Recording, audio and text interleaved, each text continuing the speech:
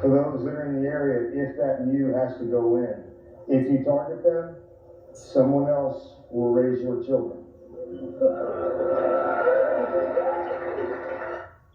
Okay, so he said that at the Beirut Memorial Observance just 2 days ago. Okay, he said if that MU, Marine Expeditionary Unit, the one that's in the Gulf of Aden, if that MU has to go in and you target them, your kids are gonna be raised by someone else. Okay, I mean, that's just classic Marine speak right there.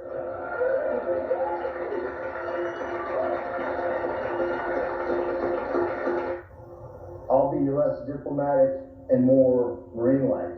He says, I'll be less diplomatic and more Marine-like.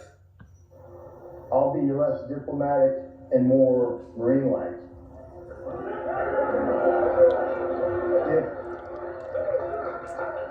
For those that are in the area, if that MU has to go in, if you target them, someone else will raise your children. Strong words there, guys, strong words. And we have the U.S. assessing that the missiles fired by the Houthi rebels from Yemen last Thursday had a range of 2,000 plus kilometers, guys. Where do you think the Houthi rebels are going to get 2,000 plus kilometer ballistic missiles? They're not going to make it themselves. They're going to get it from Iran or someone else. Okay, so obviously Iran is supplying the Houthis, so that's pretty concerning. And we have the leader of the Ansarullah movement in Yemen. He's saying that they're ready to mobilize hundreds of thousands of fighters to go to Palestine to fight against Israel. Okay, so this is the leader of the Ansarullah movement in Yemen. Okay, and he says, our people are ready to mobilize hundreds of thousands of fighters to go to Palestine and join the Palestinian people in the sacred jihad against the Zionist enemy. Okay, so he's calling for jihad basically here. Okay, join the Palestinian people in the sacred jihad against the Zionist enemy. Okay, so I'm telling you guys, they've already declared jihad. And when Israel goes into Gaza, it's going to be worldwide jihad. It's going to be crazy, okay? Please make sure you guys are prepared. Things are going to really spiral out of control very soon.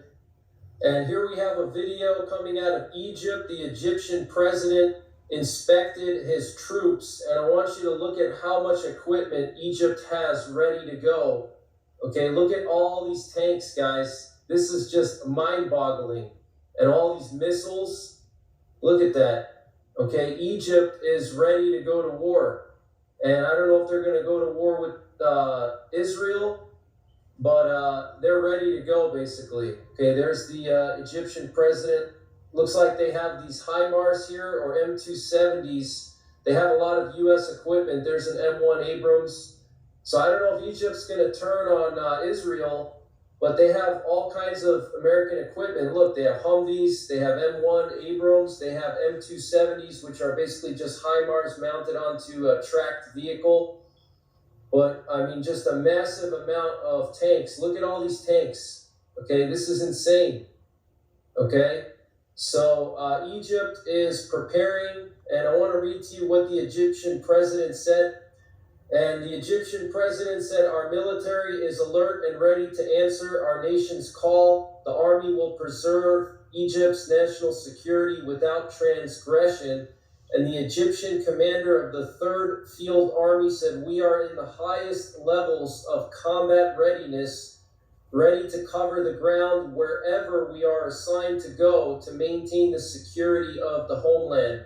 Okay, that's what the Egyptian president said. And Erdogan had some things to say today. Erdogan is the president of Turkey.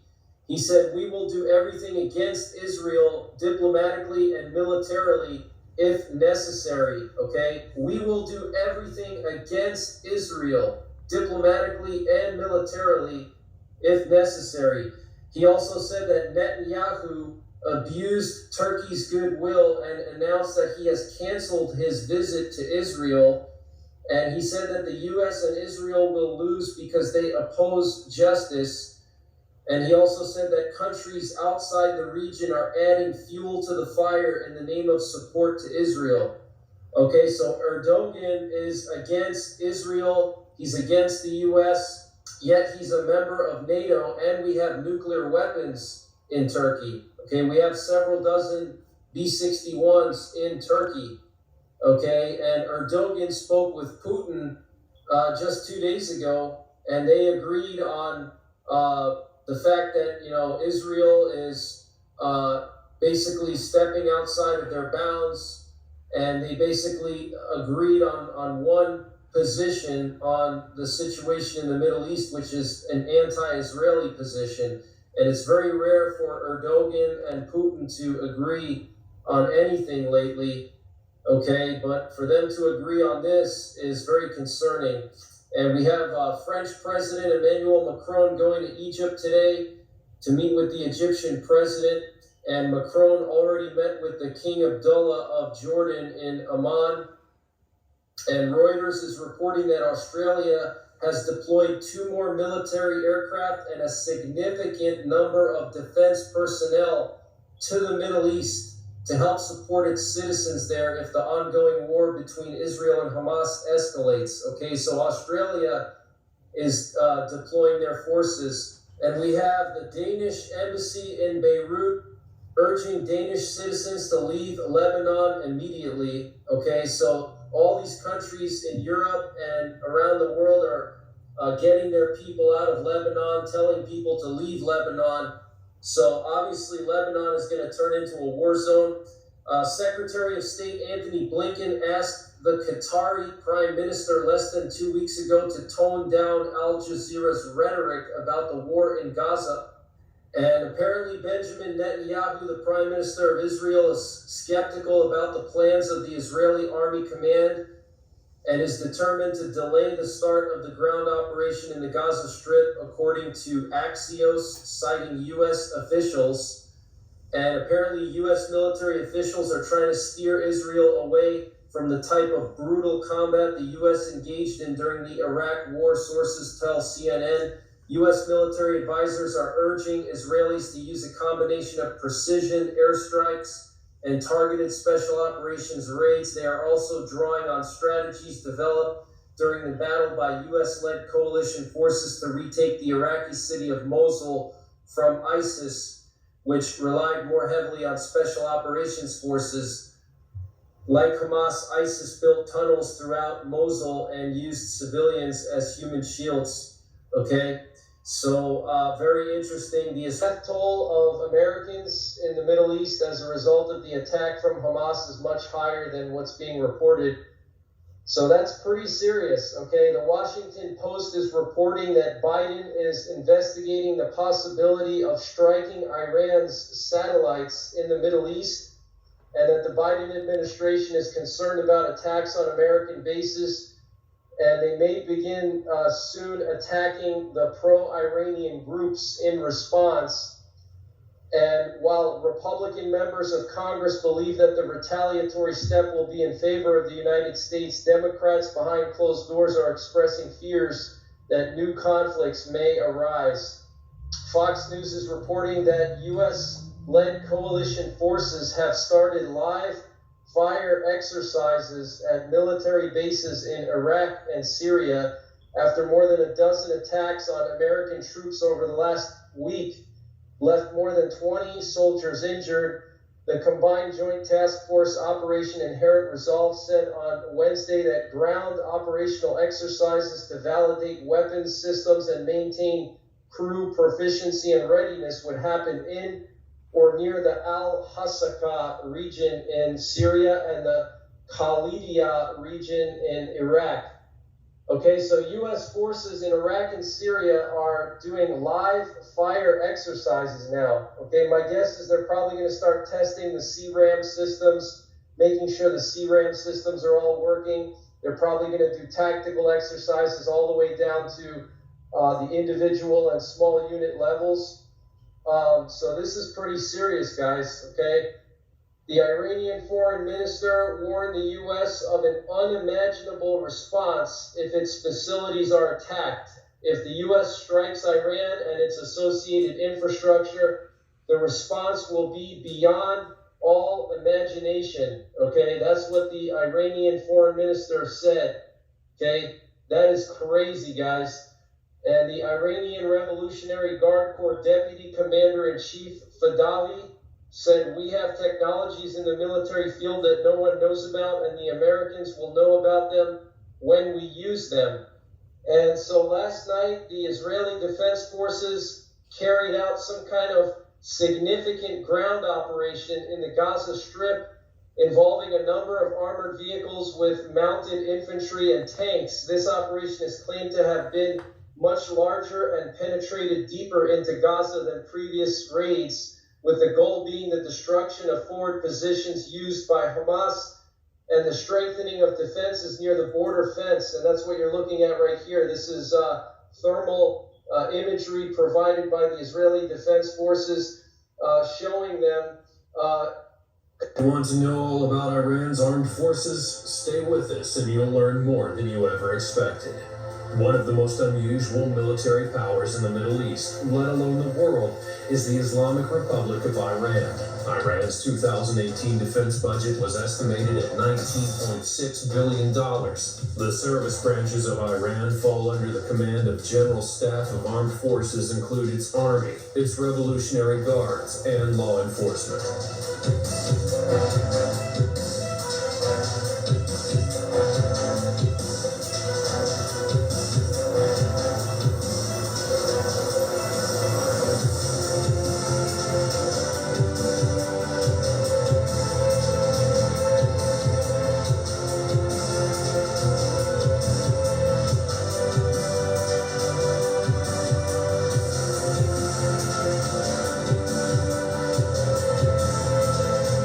Here are some interesting things that you should know about their military. Iran's military consists of two parallel organizations, being the regular armed forces and the Islamic Revolutionary Guard Corps. The country has an estimated 534,000 active personnel in the Army, Navy, Air Force, and the Islamic Revolutionary Guard Corps.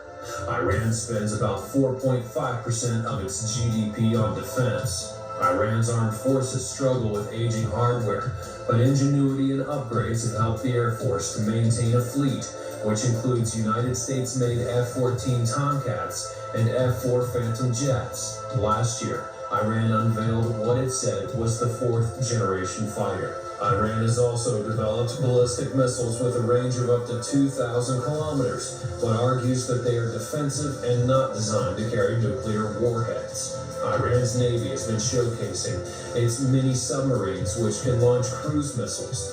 The boats are believed to carry a crew of 9, weighing less than 150 metric tons. In 2011, Iran took control and captured an unmanned U.S. Lockheed Martin RQ-170 Sentinel while in flight and used the technology to create its own drone.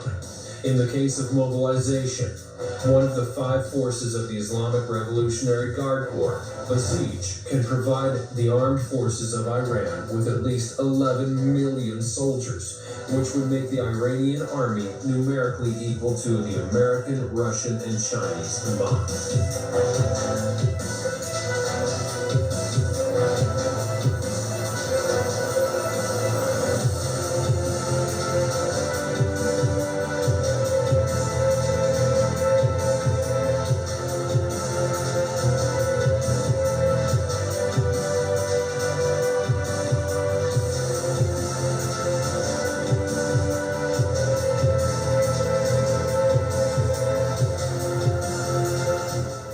When it comes to security, since the mid-1980s, Iran has sought to establish programs to develop weapons of mass destruction, including nuclear, biological, and chemical weaponry, and by the late 90s had achieved some success in domestic production of medium and intermediate range missiles, effective from 480 to 965 kilometers, and from 965 to 5,310 kilometers away, respectively.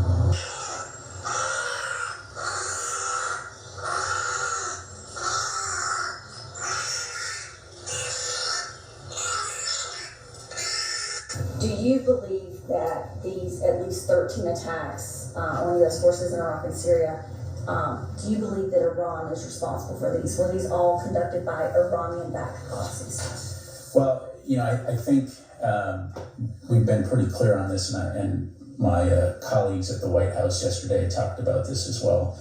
We know that the groups conducting these attacks are supported by the IRGC and the Iranian regime. What we are seeing is the prospect for more significant escalation against U.S. forces and personnel across the region in the very near term, coming from Iranian proxy forces and ultimately from Iran. So by virtue of our announcement over the weekend, we are preparing for this escalation, both in terms of defending our forces and responding decisively. And I just want to emphasize the point that I made earlier, which is that we always reserve the right to defend ourselves, and we will never hesitate to take action when needed to protect our forces and our interests overseas. At this point, can you confirm which Iranian-backed militias are responsible for these attacks? Again, I'm not going to go into specifics here from the podium, other than to say that we know that these groups are Iranian proxy groups. And lastly, can we get a breakdown of the injuries that have occurred based on these attacks? And have there been any TBIs that have occurred as a result of these attacks as well? Yeah, again, we'll come back to you on that. Thank you. Jeff. When were the most recent attacks? You mentioned 10 in Iraq, 3 in Syria. When were the most recent of these attacks? And separately, can you confirm that the Carney used its 5-inch gun to shoot down some of the drones launched by the Houthis? Yeah, so in terms of the Carney, Jeff, I'm just not going to go into specifics on its defensive systems. And as far as the attacks go, I can confirm, and I think I talked about this yesterday. We had the attempted attack at Entente garrison in Syria. No casualties or damage to infrastructure. I am aware that there are data miner alerts out there talking about another potential attack today, so we're looking into that. I just don't have any information to provide. But again, it is our intent to be able to confirm the details of these attacks since they've begun and make that available to the press and to the public. So that two reasons. One, you asked the question, and two, we're very sensitive to the fact that there's a lot of misinformation out there right now about whether attacks have occurred or not. And so we'd like to have something in the public record so that we can have a basis for truth as we go forward on this. Thank you. Chris, and then I'll come back to you, Joe. Thanks, Pat. A couple of questions. Just to follow up on the attacks. Do you have, or did any of the attacks in Syria come from inside Iraq? Chris, right now, I just don't have that level of detail to provide. Okay, and then second question, you've highlighted there's a very near-term threat, but it will take some time for these additional forces, the carrier, to arrive. So what steps are you taking right now in near-term deterrence to prevent attacks? Yeah, so to be clear, we have significant capabilities in the theater right now. Right, I mean, you've got the Ford that's in the Eastern Mediterranean. You've got an expanded number of fighter aircraft throughout the region, in addition to the naval assets that are already in the Central Command AOR. So there should be no confusion whether or not we have the ability to respond to any potential threats right now. The announcement over the weekend, as it highlighted, is intended to enhance those capabilities and sustain those capabilities for as long as we may need in order to continue to both deter and protect our troops. And one final quick question. Do you have an update on the number of C-17 flights that have gone into Israel? I do not. I do not.